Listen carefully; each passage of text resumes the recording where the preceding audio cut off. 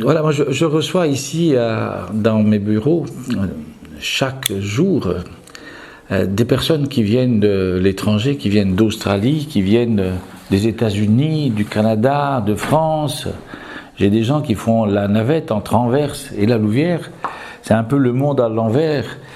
Et je dois dire que je suis très très très fier aujourd'hui quand certains soirs, à la fin de la journée, je peux me promener dans le centre-ville et aller découvrir ce qui vient d'être changé dans notre centre-ville de la Louvière.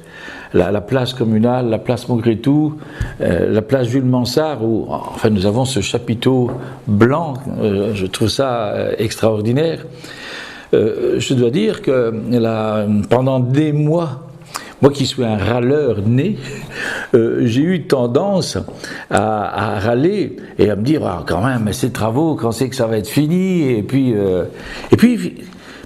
aujourd'hui, je suis très fier de pouvoir montrer ce qui a été fait. J'ai une pensée particulière pour Jacques Gobert, parce que Jacques Gobert a pris sur lui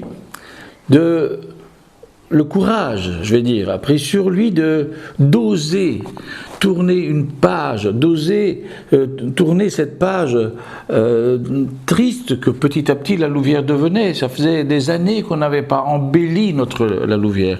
Et je ne vous cache pas, moi, que quand j'entendais certains de mes amis qui venaient de Montréal et qui trouvaient comme ça, on trouvait qu'au fur et à mesure des années, la Louvière dépérissait. Là, aujourd'hui, quand ils reviennent et qu'ils voient cela, le 29 septembre, nous avons fait un grand événement que chacun nous connaissons, Décrocher la Lune.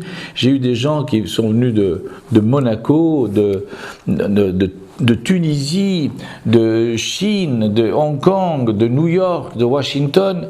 Ils étaient là et ils ont senti un esprit d'ici, un esprit louviérois. Je leur ai dit, vous savez, c'est ça, la Louvière. La Louvière, c'est ces gens, vous voyez, dans la rue, c'est ces gens qui participent à cet événement collectif, et ils le participent, et regardez, alors après, il nous est arrivé, parce que certains sont restés quelques jours, il nous est arrivé de nous promener dans la ville le soir, et de voir ces lumières bleues qui sortaient du sol. C'est quelque chose de tout à fait inattendu. Et j'aimerais ici souligner et le courage, comme je viens de le faire, de Jacques, mais son amour aussi pour l'autre. Je pense qu'aujourd'hui, et si on veut croire en un certain avenir, et c'est pas moi qui dis ça, c'est des grands économistes, des grands essayistes, des gens comme Jacques Attali, qui parlent dans son livre La fraternité, il parle de l'autre. Je crois que si on veut aujourd'hui croire au futur, si on veut être en empathie, comme on dit, avec les générations futures, il faut aimer l'autre. Jacques, parfois, il m'est arrivé de le croiser et d'avoir au premier abord, comme ça, il impose le respect et on a un peu difficile de s'approcher de lui, et puis tu fais un pas vers lui et tu découvres ses yeux. Et quand on découvre ses yeux, on se rend compte qu'il aime l'autre et qu'il travaille pour les autres. Et je tiens à souligner cela parce que, vous savez, travailler dans une région comme la nôtre, c'est pas chose facile. Parce que il y a le passé qui nous a fait mal, le passé qui nous a fait du bien à un certain moment, et puis le passé depuis les années 70 qui nous font du mal parce qu'à chaque semaine, on a fermé une usine. Et donc ce passé-là, il faut le mettre dans nos mémoires, mais il faut tourner la page, et pour tourner cette page, il faut des personnes et des gens de courage. Je ne me suis jamais affilié à aucun parti, mais je me suis toujours affilié ou adhéré à des hommes qui font bouger les choses, des hommes qui aiment les autres.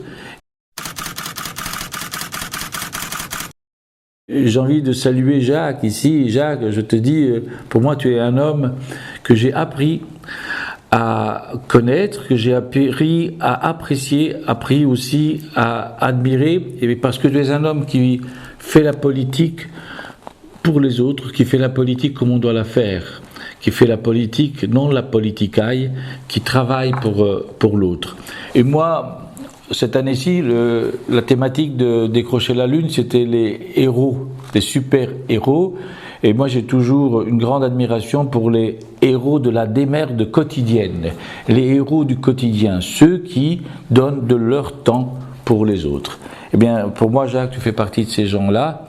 Et voilà, si tu as encore des projets pour la ville, ça sera avec plaisir que, si je peux, je t'accompagnerai dans ma petite et humble, à ma petite et humble mesure.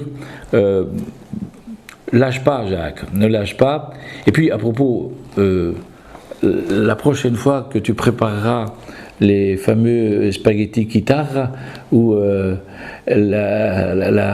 tes petits plats savoureux, invite-moi parce que j'ai entendu dire que tu faisais de la bonne cuisine. À bientôt, j'espère te croiser dans pas longtemps.